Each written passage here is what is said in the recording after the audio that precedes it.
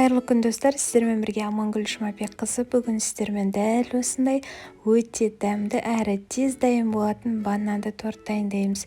Менімен бірге болыңыздар. Біздің тортымызға үйде қалып қойған, қатып қалған кез келген пряникті қолдана берсеңіз болады, және сгущенка қажет болады, бір банан және қаймақ қажет болады.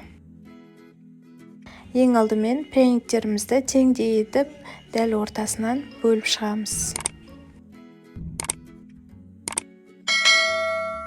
Кейін бөлек ыдысқа қаймағымыз бен сгущенкамызды құйып, жақсылап араластырып аламыз. Енді шағындау ыдыс алып, барлық жеріне жеткенше пищевая пленка орап шығатын боламыз. Енді қатқан пряниктерімізді сәл жұмсарту үшін сүтке батырып, ыдысымызға видеодағыдай жинайтын боламыз.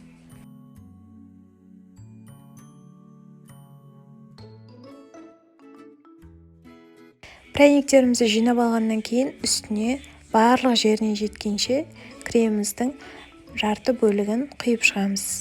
Енді үстіне жарты бананымызды қойып шығамыз. Және қалған пряниктерімізді саламыз. Дәл солай қайталап крем, банан, пряниктерімізді салып, соңында қалған кремдерімізді құйып шығамыз.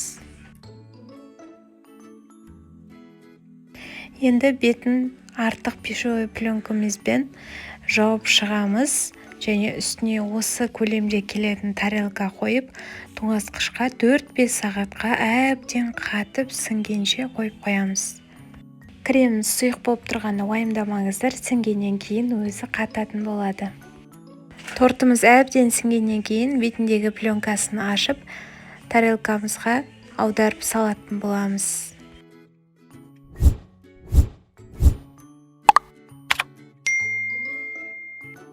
Енді тортымыздың бетіне құюға шоколадты ерітіп аламыз. Еріген шоколадымыздың үстіне сұйық май құйып, жақсылап араластырып аламыз.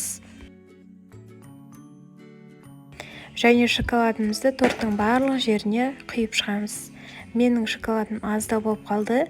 Сіздер көбірек мөлшерде алсаңыздар, торттарыңыз әп-әдемі болып шығады. Енді торттың бетіне өздеріңіздің қалауыңызша тәттілерді, осындай арахис слайси немесе жеміс-жидектерден әдемілеп оформление жасасаңыз болады. Міне біздің өте тез дайын болатын бананды тортымыз дайын болды. Өте дәмді болып шықты. Сыртқы келбеті өте әдемі болмаса да, дәмі сөзсіз дәмді. Достар, видео ұнаса, каналыма тіркеліп, лайк басып, пікір қалдыруды ұмытпаңыздар. Сіздермен бірге болған Амангүл Жұмабекқызы. Астарыңыз дәмді болсын.